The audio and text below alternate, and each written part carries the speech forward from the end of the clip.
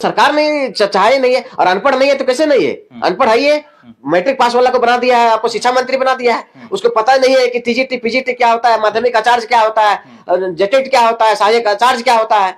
तो सरकार अगर जानती, अगर नहीं जानती तो उसको पहल करती ना। पढ़े लिखे है नहीं होगा? झारखंड के किसी के बाप का है क्या?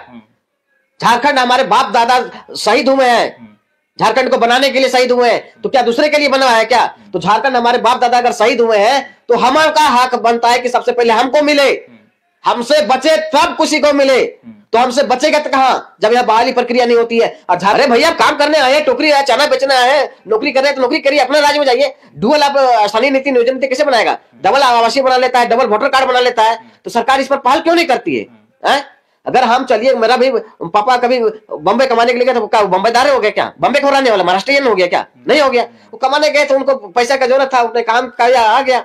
ये भी यहाँ काम करना है, चना बेचना है या टेम्पू चलाना है, तो वो वही काम करेगा, फिर अपना घर जाएगा।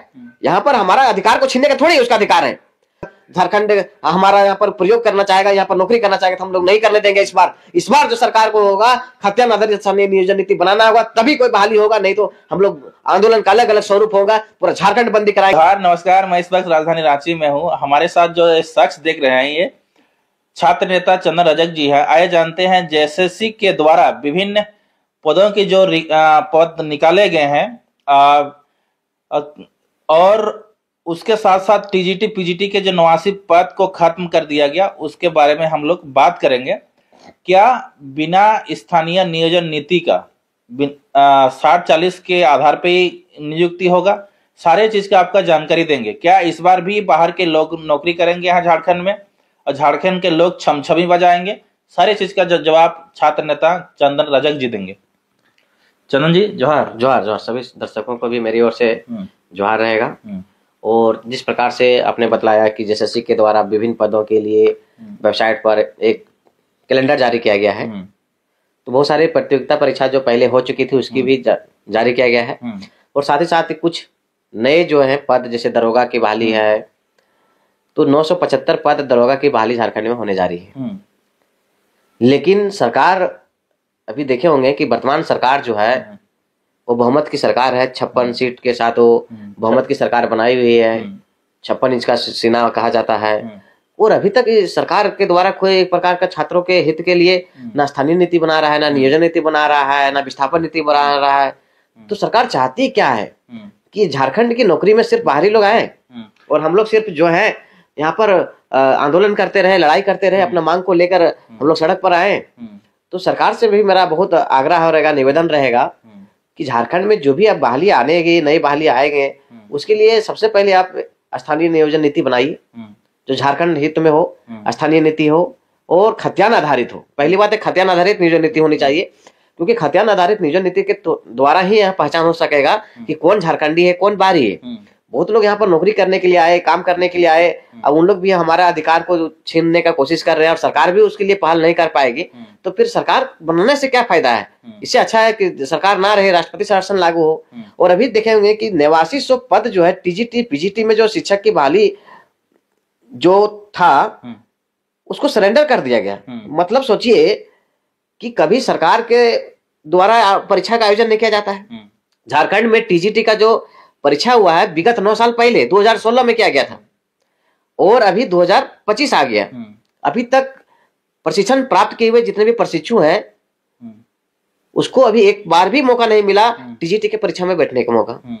साथ ही पीजीटी का परीक्षा पिछले बार हुआ, उसमें भी किस प्रकार से धांधली हुई है, कितना पारदर्शी तरीके से परीक्षा हुआ, वो किसी से छुपी हुई नहीं है।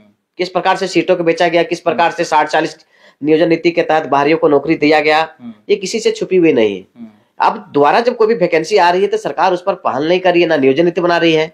और अचानक से देख रहे हैं कि 8900 पदों माध्यमिक शिक्षा आयोग के द्वारा जो होता है, शिक्षा विभाग के द्वारा कैबिनेट में पास कर दिया कि 8900 पद जो थे, जिसमें से 8650 पद टीजीटी के और 250 पद पीजीटी के पद को अचानक सरेंडर कर दिया। मतलब उसका ना बहाली अब करना चाहते हैं। अरे सरकार के द्वारा दिनों दिन देख रहे हैं कि स्टूडेंट की संख्या बढ़ रही है तो शिक्षकों के भी अनुपात बढ़ते जाती है, स्कूल खुलते जा रहे हैं तो शिक्षक की भी वहां पर डिमांड बढ़ती जा रही है।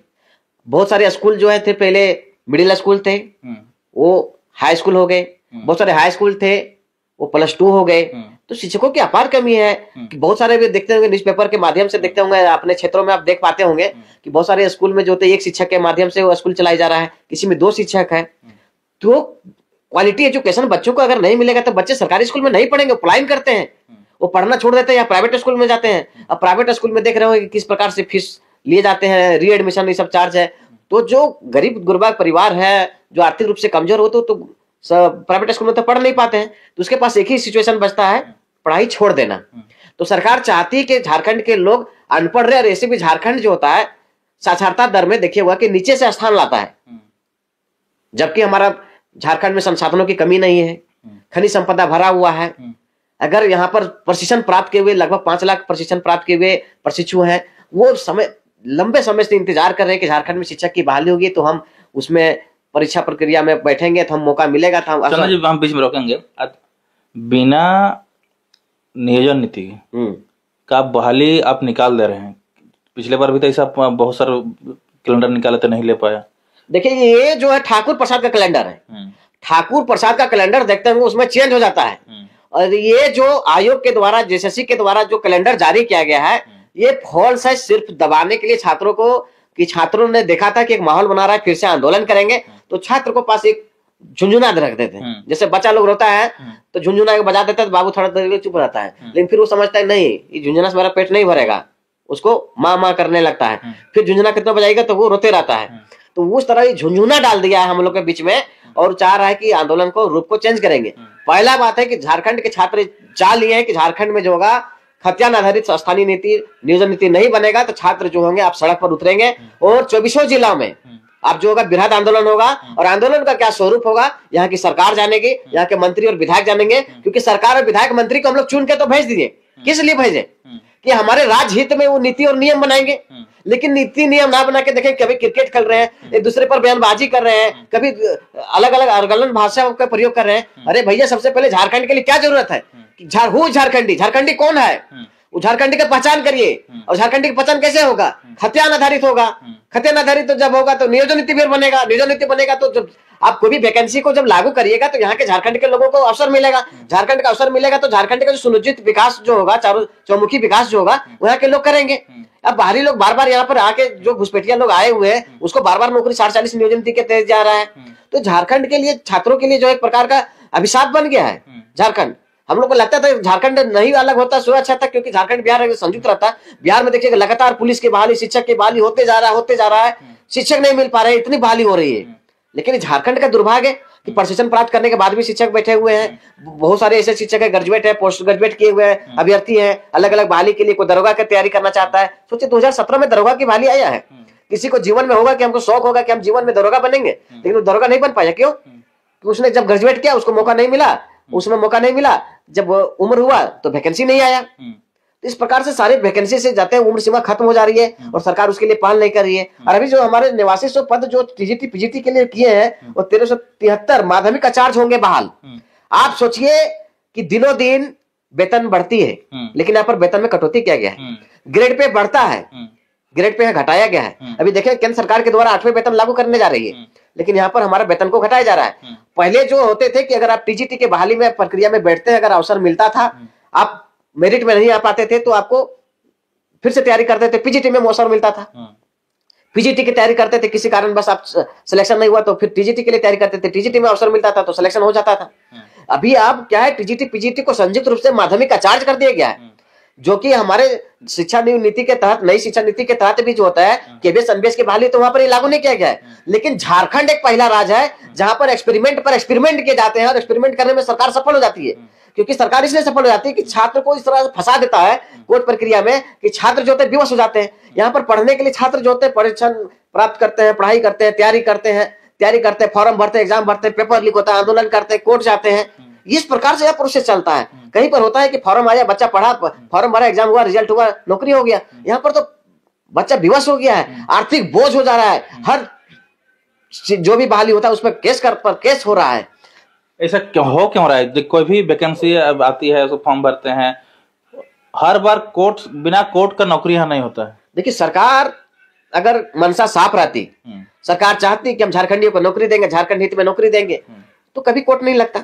सरकार चाहे ही नहीं। अगर सरकार चाहती है, अगर सरकार से नहीं होती है तो कभी हमें सर्वदलीय बैठक बुलाया जाए, छात्रों को 5 टीम जाएंगे, हम लोग बताएंगे कि किस तहत आप नीति बनाइएगा, किसके माध्यम से झारखंडी छात्रों को नौकरी मिलेगा। झारखंड के छात्र इतने मेहनत करते हैं, झारखंड तो पिछड़ा राज्य पहले से था। मतलब नेता बिना अनपढ़ है क्या जी? आप लोग बताइएगा। पढ़ा रहता तो 25 साल झारखंड बने हुए तो कौन झारखंडी बताइए? तो आप झारखंडी है? आपने झारखंडी हमारे झारखंडी में क्या अंतर है? कुछ है? बताइएगा। बिहारी में बैठा देगा तो वो बोल देगा हम झारखंडी, आप क्या कैसे बोल दीजिएगा कोई झारखंडी है कि बिहारी है? आप कैसे बता सकते हैं? तो खतियान आधारित जब नियोजन नीति, स्थानीय नीति नहीं बनता है तो आप किसी को डिफरेंशिएट कर सकते हैं कि हुई झारखंडी, हुई बिहारी, हुई आउटर स्टेट? आप नहीं बता सकते हैं। तो सरकार नहीं चाहे नहीं है, और अनपढ़ नहीं है तो कैसे नहीं है? अनपढ़ है, मैट्रिक पास वाला को बना दिया है, आपको शिक्षा मंत्री बना दिया है, उसको पता नहीं है कि टीजीटी पीजीटी क्या होता है, माध्यमिक आचार्य क्या होता है, जेटेट क्या होता है, सहायक आचार्य क्या होता है। तो सरकार अगर जानती, अगर नहीं जानती तो उसको पहल करती ना। पढ़े लिखे शिक्षा मंत्री कह रहे हैं जितने भी इंटर के जो छात्र होंगे मेडिकल का, उसको जाकर हल जतवाएंगे, कुदाल कराएंगे। देखिए हम पीएचडी कर रहे हैं, 3 सब्जेक्ट में पोस्ट ग्रेजुएट है, बीएड भी किए हैं, यूजीसी नेट क्वालिफाइड है, स्टेट क्वालिफाइड है, सीटेट क्वालिफाइड है। सारे होने के बावजूद भी हम परसों घर जाएंगे अपना, और कल से हम मुख्यमंत्री का जो माननीय मंत्री जो बोले हैं उसका हम पालन करेंगे, अनुसरण करेंगे। और हमारा घर में गाय बैल दोनों है और काढ़ा भी है, काढ़ा को लेकर हम जोतेंगे और वहां पर पोस्टर साट देंगे, हम इतना प्रशिक्षण प्राप्त किए, इतना डिग्री हमारे पास है, किसी को अगर चाष करना है, खेत में जोताना है तो हमको कॉन्टेक्ट करें। अब क्या कर सकते हैं हम लोग के पास? जब पढ़ने के बाद सरकार इस प्रकार से अरगलन बयानबाजी करता है कि आदमी खेती बाड़ी, अरे हम लोग किसान के बच्चे हैं जी, हम लोग खेती बाड़ी करके यहाँ तक पहुंचे हैं। अब फिर से हमारा बोलता है खेती करने के लिए, तब कहाँ पढ़े? आप पहले बोलते थे नहीं पढ़िए, स्कूल कॉलेज बंद कर देते, यूनिवर्सिटी बंद करते। जब हमको वही काम करना है, खेती बाड़ी करना था, हम कम से कम माँ बाप का जो उतना पैसा, जो आर्थिक जो वहन हुआ, खर्च किए पढ़ने लिखने में, वो तो नहीं होता, बच जाता माँ बाप का। और साथ में माँ बाप जो बूढ़ा माता पिता को जो हम लोग पर उम्मीद जताए, वो तो उम्मीद नहीं जताता। आज उसका हम सहयोग करते हैं, आर्थिक सहयोग करते हैं, हम घर में काम करते हैं और कुछ काम करके कुछ पैसा का हासिल करते हैं, तो वो चीज हमारे घर का आर्थिक सुधार होता है। लेकिन आर्थिक स्थिति तो हम लोग बिगाड़ चुके हैं। पढ़ने के कारण माँ बाप हमारा खेत बेच दिया,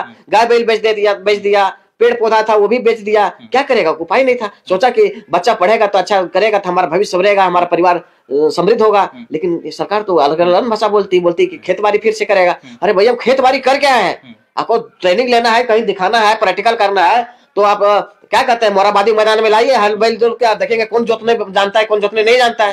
हम लोग शहरी थोड़ी है, ग्रामीण क्षेत्र से बिलोंग करते हैं हम लोग। दिन रात हम लोग का काम ही यही था। अभी हम लोग घर जाते तो वही खेती बाड़ी करना पड़ता है, थोड़ी नया काम करते हैं हम लोग। अच्छा बताइए, पढ़ाई लिखाई करके क्या अगर वही करना तो आदमी इतना पढ़ाई लिखाई क्यों करता है? यही चीज तो मंत्री जी से पूछना है कि मंत्री जी हम लोग खेत बाड़ी करके आए हैं, अभी हम लोग इतना पढ़ने के बाद भी घर में जाते हैं तो खेती बाड़ी करते, ऐसा बात नहीं है कि हम लोग बाबू साहब बन के पढ़ लिया, हम नौकरी नहीं करेंगे, ये नहीं करेंगे, वो नहीं करेंगे, ऐसा बात नहीं है।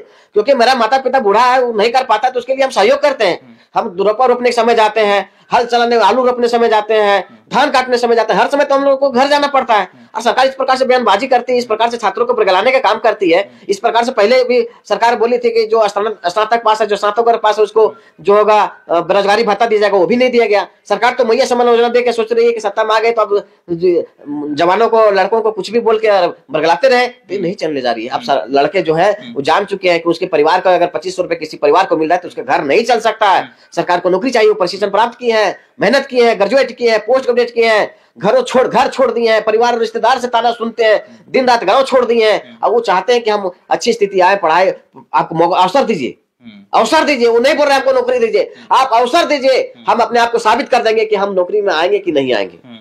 चंद्र जी, ये लास्ट सवाल रहेगा। अब झारखंड में हमेशा बाहरी भीतरी का खूब लड़ाई होता है, ऐसा क्यों? कहे नहीं होगा? झारखंड किसी के बाप का है क्या? झारखंड हमारे बाप दादा शहीद हुए हैं, झारखंड को बनाने के लिए शहीद हुए हैं, तो क्या दूसरे के लिए बना है क्या? तो झारखंड हमारे बाप दादा अगर शहीद हुए हैं तो हमारा हक बनता है कि सबसे पहले हमको मिले, हमसे बचे तब किसी को मिले। तो हमसे बचेगा तो कहां, जब यहाँ बहाली प्रक्रिया नहीं होती है। और झारखंड किसी का बाप का नहीं है, झारखंड मेरा बाप का, मेरा बाप दादा जहाँ शहीद हुए हैं तब झारखंड मिला है, ऐसे झारखंड नहीं मिला है। झारखंड की डिमांड के लिए 88 साल हमारे जो है पूर्वज संघर्ष किए, तब झारखंड बना है। ऐसे कोई बोल देगा कि झारखंड हमारा यहाँ पर प्रयोग करना चाहेगा, यहाँ पर नौकरी करना चाहेगा, तो हम लोग नहीं करने देंगे। इस बार जो सरकार को होगा खतियान आधारित नियोजन नीति बनाना होगा, तभी कोई बहाली होगा, नहीं तो हम लोग आंदोलन का अलग अलग स्वरूप होगा, पूरा झारखंड बंदी कराएंगे। जिस प्रकार से पिछले बार हम लोग देवेंद्र क्रांतिकारी हमारे आंदोलन के माध्यम से पूरा झारखंड को बंद कराए थे, मंत्रियों से सबको देखे होंगे कि सड़क पर ला दिए थे और सबको बोलती बंद कर दिए थे। अब फिर से वही काम हम लोग को करना होगा। तो जो बाहर से बिहार यूपी लोग आए हैं उन लोग कहाँ जाएंगे? अरे भैया आप काम करने आए, टोकरी आए, चना बेचना है, नौकरी करने तो नौकरी करिए, अपने राज्य में जाइए। डुअल आप स्थानीय नीति नियोजन नीति कैसे बनाएगा? डबल आवासीय बना लेता है, डबल वोटर कार्ड बना लेता है। तो सरकार इस पर पहल क्यों नहीं करती है? अगर हम चलिए, मेरा भी पापा कभी बम्बे कमाने के लिए गए तो क्या बम्बेदार हो गया? क्या बम्बे को रहने वाला महाराष्ट्रियन हो गया? क्या नहीं हो गया। वो कमाने गए तो उनको पैसा का जरूरत था, उन्हें काम किया, आ गया। ये भी यहाँ काम करना है, चना बेचना है या टेम्पू चलाना है, तो वो वही काम करेगा, फिर अपना घर जाएगा। यहाँ पर हमारा अधिकार को छीनने का थोड़ी उसका अधिकार है। वो कमाने खाने के लिए सबको अधिकार है। संविधान का हमारा आज बाबा साहब अम्बेडकर का देखिए जयंती भी था, बाबा साहब अम्बेडकर के संविधान में बोला गया है कि किसी भी कमाने खाने का अधिकार है, लेकिन थोड़ी कि वहां का आदमी का अधिकार छीन लीजिएगा, ये नहीं हो सकता है। तो चंदन जी ठीक है, जो बात आप बोल रहे हैं, नेता मंत्री लोग चुनाव से पहले बोलते थे, लेकिन चुनाव जीतने के बाद खाली हमको एक ही विधायक देखता है, टाइगर जयराम महतो, उसके बाद कोई विधायक तो बोलते नहीं इसके बारे में। हमको लगता है जब से टाइगर जयराम महतो जीते हैं तो हमारा लगता है विधानसभा में थोड़ा अनुशासन आया है। सब लोग गूंगे बहरे जो विधायक थे अब बोलना शुरू कर दिए। एक चीज देखे कि पहले लोग देखते थे झुंझुना बजाता था, ऐसे ऐसे झुंझुना बजा रहा है, कोई देख रहे बैनर लेके बैठा हुआ है। लेकिन जब से जयराम महतो आए देखे कि पूरा सारा विधायक लोग बोलने लगे हैं। हमारे देखिए कांके विधानसभा के विधायक भी बोले थे कि झारखंडियों का होना चाहिए, बंगालियों का है, बिहारियों का है, तो हमारा झारखंड किसी बात का नहीं है, तो झारखंडियों नौकरी होना चाहिए। हमारा भी टाइगर जयराम महतो यही बात उनको बोलते थे और इसी बात को कांके विधानसभा में दोहराए। तो हमारा झारखंड किस लिए बना है? और हमारे जयराम महतो अगर आए तो हम झारखंडों के छात्रों के हैं, वो छात्र बन के विधायक बने हैं। छात्रों को सबसे ज्यादा आस है तो हमारे टाइगर जयराम महतो जी से है। और टाइगर जयराम महतो जी से हम लोग का आग्रह है कि आप सदन से लेकर सड़क तक हम लोग का आंदोलन का जो भी होगा आप इसका पहल करिए और हम लोग को जो भी होगा अनुसरण करने का मौका दीजिए। क्योंकि अब हम लोग पूरा क्या कहते हैं बेहाल हो चुके हैं, पढ़ लिख के हम लोग उम्र सीमा खत्म हो गया है। अब आप ही से उम्मीद है कि आप कम से कम झारखंड हित में स्थानीय नियोजन नीति बनाने के लिए सरकार पर प्रेशर डालिए, जिसके लिए हम लोग को जो भी करना पड़े छात्रों के लिए हम लोग आपके साथ हैं। इतना दिन से हेमंत सोरेन सीरियस क्यों नहीं है झारखंड के लिए? क्यों ये बाहर के लोग यहाँ बसाना चाहते हैं? क्या इसका मंशा है? देखिए परिवारवाद है, इसको परिवार से मिला हुआ विरासत में मिला हुआ चीज है। जो संघर्ष करके जीता है, संघर्ष करके कुछ हासिल करता है तो उसको समझ में आता है कि दुनिया क्या है, नहीं है, कि कितना परिस्थितियों से उसको गुजरना पड़ता है, कितने सामना करना पड़ता है। इनको विरासत में मिल गया तो समझ रहे कि मेरा बाप का झारखंड है। ऐसे थोड़ी है।